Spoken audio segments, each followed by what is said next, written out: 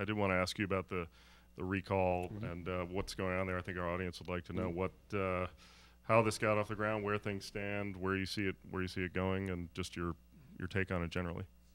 Well, it started officially on November 15th, although it was talked about before. The state Democrats and the union supporting them talked about it before then. But November 15th, they kicked off the recall efforts. They have 60 days by Wisconsin law to collect 540,208 signatures.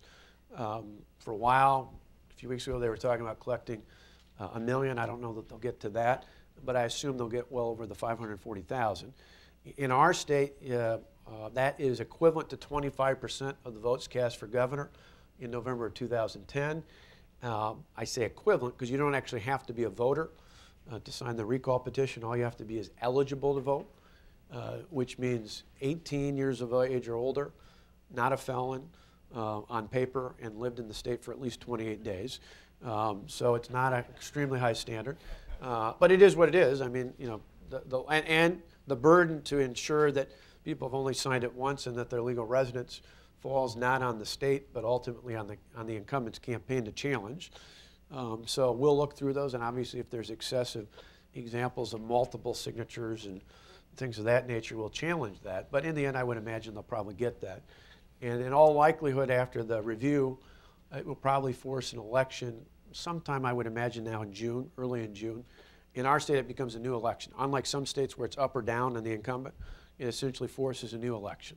So a minority of people under the law can ultimately force a new election. I think for most voters in our state, even those that aren't particularly political one way or the other, most folks are tired of all the elections. Collectively, there was more than $40 million spent by all groups and candidates in the summer on the state Senate recall elections. Put that in perspective, I spent $13 million running for governor over 18 months. They spent more than $40 million in the summer on those Senate recall elections. I think most people are just tired of all the attack ads. It's why our ads, which started November 15th that week, have all been positive testimonials from people, teachers, school board members, small business owners, talking about how the reforms are working for them, their families, and their communities. And we'll continue down that path. But I would imagine, people ask me who my opponent's going to be. I said the person doesn't matter. It will be the big government union bosses here in Washington who will pour probably limitless amounts of money into our state and will try and influence our vote. And we're going to have to be ready to get the truth out and counter that. And not just about what we've done, but also I think elections are always about the future, not just about the past. What we're going to lay out is a stark contrast.